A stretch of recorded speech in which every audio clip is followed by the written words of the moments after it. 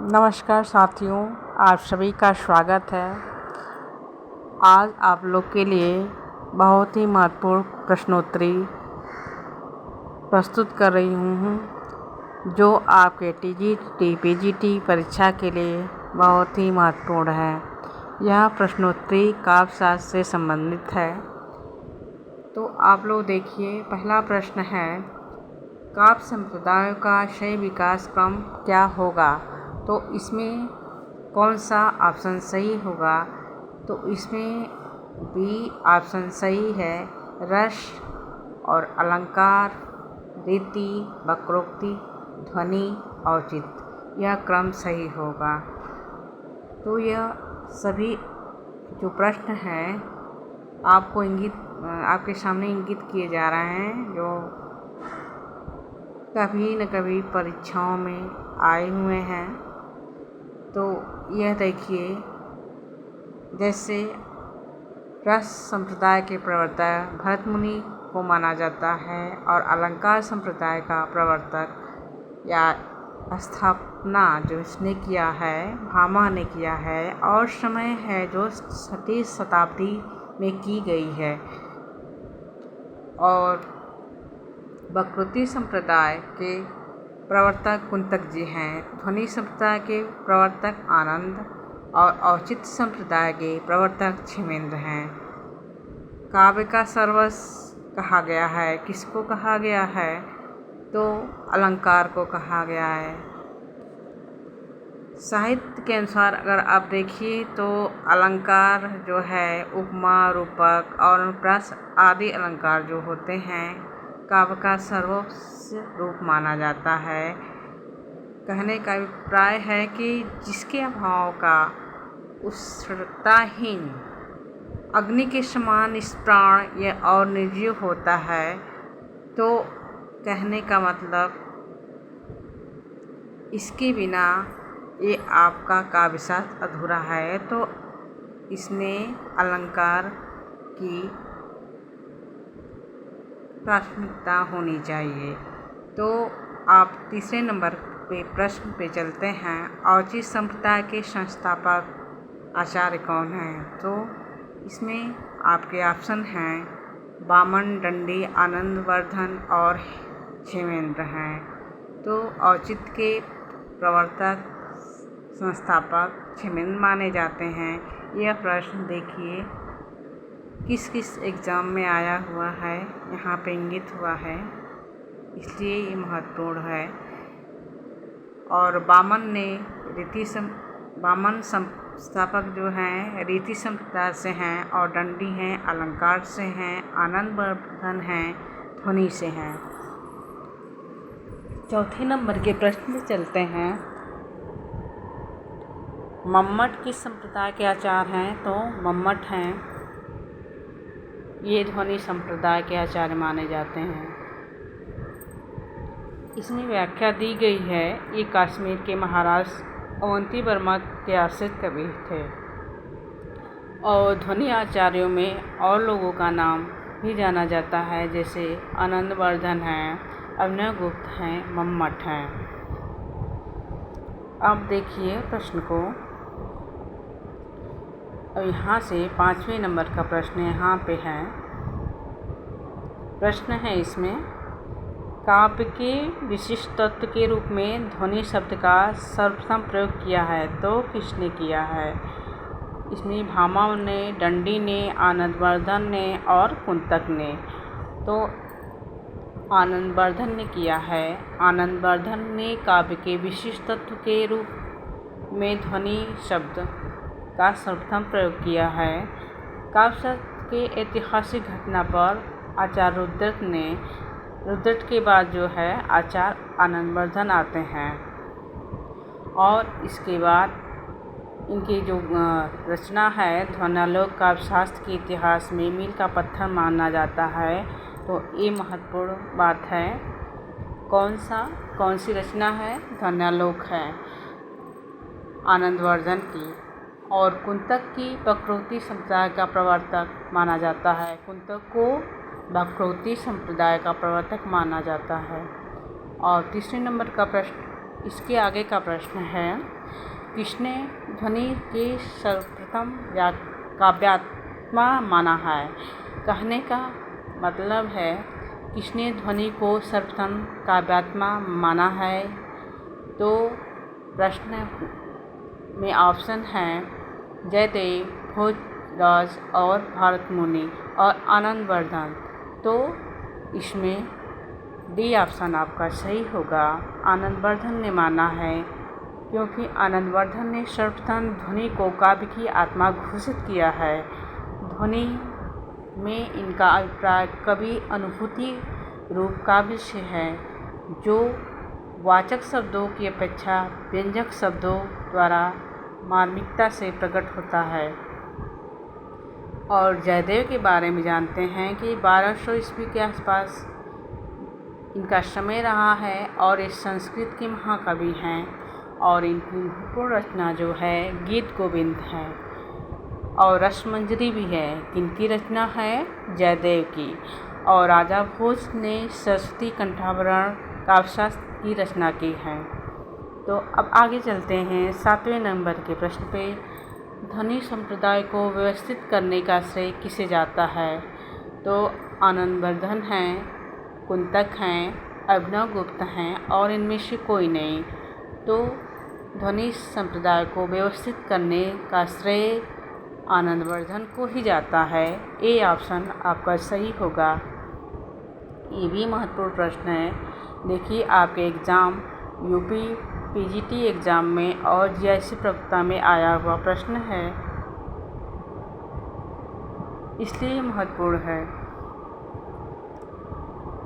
और देखिए 8वें नंबर का प्रश्न है, जहाँ शब्द प्रत्यक्ष अर्थ को त्याग कर किसी और ही अर्थ की प्रतीति कराए, जो उसके प्रत्यक्ष अर्थ की अपेक्षा अधिक चमत्कारपूर्ण हो। काव्यशास्त्र के अनुसार यह किसका कथन है? किसके लक्षण हैं? किसके लक्षण बताना है? तो रस है और अलंकार है, ध्वनि है।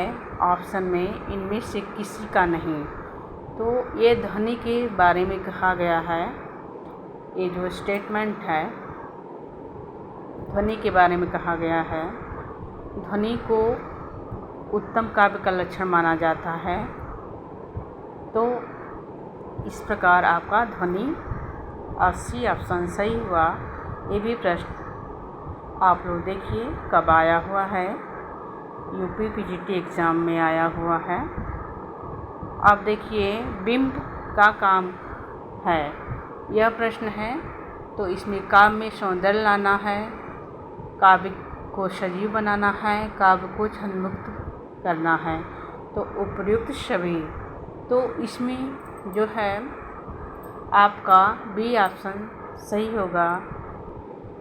काव्य को सजीव बनाना बिंब का काम होता है। बिंब विधान में औचित्य अर्थात प्रसंग के प्रति अनुकूलता और सार्थकता होनी चाहिए। बिंब स्पष्ट और सजीव होना चाहिए। यह प्रश्न आपका दिल्ली केंद्रीय विद्यालय पीजीटी एग्ज़ाम में आया हुआ था 2015 में। तो अब 15 नंबर का प्रश्न है, निम्नलिखित में से कौन भरतमुनि के रससूत्र का एक व्याख्याकार नहीं है? तो इसमें 3 व्याख्याकार हैं, एक नहीं है, यह आपको बताना है। तो इसमें जो क्षेमेंद्र हैं नहीं हैं, और भट्टलोलक, शंकुक और अभिनवगुप्त हैं, यह भरतमुनि के रससूत्र की व्याख्या का हैं और ये क्षेमेंद्र नहीं हैं। और भरतमुनि की जो महत्वपूर्ण रचना है नाट्यशास्त्र, इसमें रस की निष्पत्ति का उल्लेख किया गया है। भरतमुनि के रससूत्र का व्याख्या उत्तरवर्ती आचार्यों अपनी शक्ति लगाई थी और इसमें उत्पत्ति, अनुमतिवाद और भुक्तिवाद और अभिव्यक्तिवाद 4 नामक सिद्धांतों का विकास हुआ है। और भरतमुनि की जो है विभाव, अनुभाव और संचारी भावों के संयोग से रस की उत्पत्ति जो मानते हैं, भरत मुनि ही मानते हैं। भरत मुनि ने जो निष्पत्ति शब्द आया है वो 4 अर्थ में आया है। भट्टलोलर के मत में निष्पत्ति का अर्थ उत्पत्ति है और शंकुक के मत में अनुमति है। यह ध्यान रखने वाली बात है कि भट्टलोलक ने निष्पत्ति का अर्थ उत्पत्ति से माना है और शंकुक ने अनुमति माना है, अनुमितिवाद, जो शंकुक का अनुमितिवाद है। और भट्टनायक ने भुक्ति को माना है और अभिनवगुप्त ने अभिव्यक्ति को माना है। और भरत मुनि के रस व्याख्याकारों में छिमिन का स्थान नहीं है, क्योंकि छिमिन अपने औचित्य संप्रदाय के संस्थापक के रूप में प्रसिद्ध हुए हैं। अब आगे के प्रश्न को देखते हैं। रस निष्पत्ति में अभिव्यक्तिवाद किसका मत है? अभिनवगुप्त, ऑप्शन भट्टनायक, भट्टलोलक और शंकुक। तो अभिव्यक्तिवाद का मत है अभिनवगुप्त से। रस निष्पत्ति में अभिव्यक्तिवाद का आशय है अभिनवगुप्त से। अब आगे प्रश्न को देखते हैं। 17 नंबर का प्रश्न है, रस निष्पत्ति के संबंध में भट्टलोलक का मत है। भट्टलोलक का मत क्या है? अनुमतिवाद और उत्पत्तिवाद और भुक्तिवाद और ऑप्शन डी है जो अभिव्यक्तिवाद है। तो ये प्रश्न बहुत ही महत्वपूर्ण है। जीआईसी प्रवक्ता में आया हुआ है, यूपी टीजीटी, पीजीटी और आश्रम पद्धति के एग्ज़ाम में आया हुआ है। इसमें आपका सही उत्तर होगा उत्पत्तिवाद। भट्टलोलक का मत है उत्पत्तिवाद से है। और नाट्यशास्त्र के रचयिता आप लोग जानते होंगे, ये भरत मुनि हैं। ये भी प्रश्न बहुत ही एग्ज़ाम में आए हुए हैं। आश्रम पद्धति, यूपी टीजीटी, पीजीटी, इसमें सन लिखा हुआ है 12/9/2005 में भी आया हुआ है। तो अब और इसमें देखिए, जैसे रस निष्पत्ति के संबंध में चित्तरंग का मान्यता आचार्य प्राप्त किए हैं, शंकुक ने प्राप्त किया है। और भट्टनायक ने रस सिद्धांत के अंतर्गत साधारीकरण व्याकरण का सर्वप्रथम उल्लेख किया है। तो शंकुक का चित्तरंग न्याय की मान्यता है और भट्टनायक का साधारीकरण का संबंध है।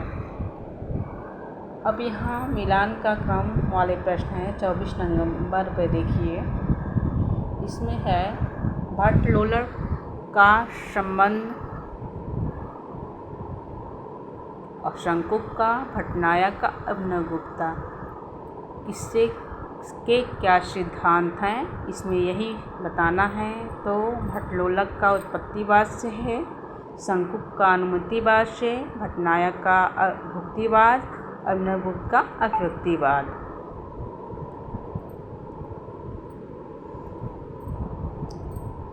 भारतीय रस में साधारीकरण का सर्वप्रथम प्रयोग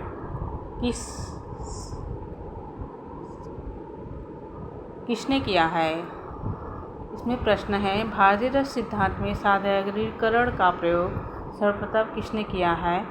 तो इसमें आपका सही आंसर होगा भट्टनायक ने किया है, क्योंकि भारतीय रस सिद्धांत के साधारीकरण का प्रयोग सर्वप्रथम भट्टनायक ने किया है। साधारीकरण शब्द का प्रयोग भट्टनायक ने रस निष्पत्ति संबंधी भरत सूत्र की व्याख्या के लिए ही किया है और उनके अनुसार काव्य और नाटक की अविता से भिन्न दूसरी भावशक्ति का व्यापार विभावादि साधारीकरण रूप में प्रस्तुत कर अस्थायी भाव को भावमान बनाते हैं। भट्टनायक का भुक्तिवाद किस दर्शन पर आधारित है? नेक्स्ट प्रश्न है, पटनायक का भुक्तिवाद किस दर्शन पर आधारित है? तो ये आपका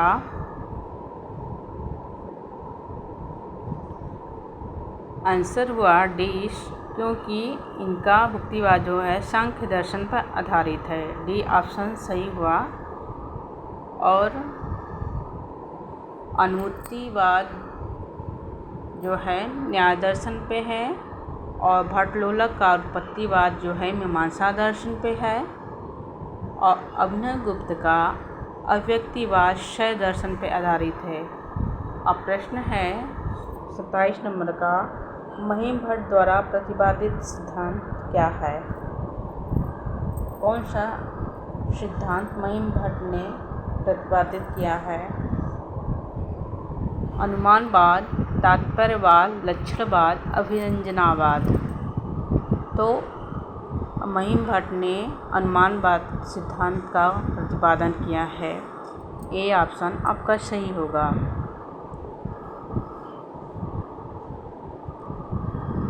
और यह सिद्धांत इन्होंने प्रतिपादित किया है अपने ग्रंथ व्यक्ति विवेक में। उनका महिम भट्ट का व्यक्ति विवेक एक ग्रंथ है जो ध्वनि सिद्धांत के विरुद्ध लिखा गया था।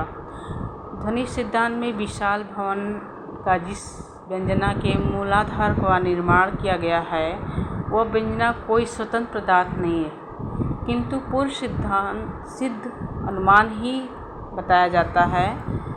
अभिव्यंजनावाद में इटली, जर्मनी, ऑस्ट्रिया का प्रभाव जो है मध्य यूरोप से है। ये चित्र मूर्ति से है। अभिव्यंजनावाद यानी क्रोचे की अभिव्यंजनावाद के बारे में कहा गया है। अब आगे प्रश्न को देखते हैं 28 नंबर का। आचार्य भरत के रससूत्र के प्रथम व्याख्याता हैं कौन हैं? भट्टलोलक हैं। ऑप्शन में दिया गया है शंकुक, अभिनवगुप्त और विश्वनाथ हैं। तो इसमें भट्टलोलक हैं। ये भी उत्तराखंड पीजीटी एग्ज़ाम में आया हुआ है प्रश्न, जो आपके सामने दिख रहा होगा।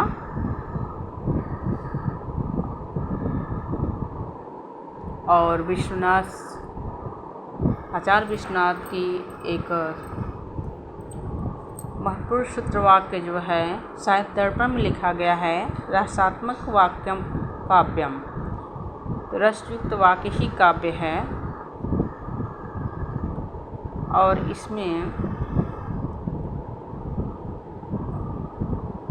एक प्रश्न और है आपका 29 नंबर का प्रश्न, रस निष्पत्ति की विवेचना में भावकत्व और भोजकत्व की कल्पना किस आचार्य ने की है?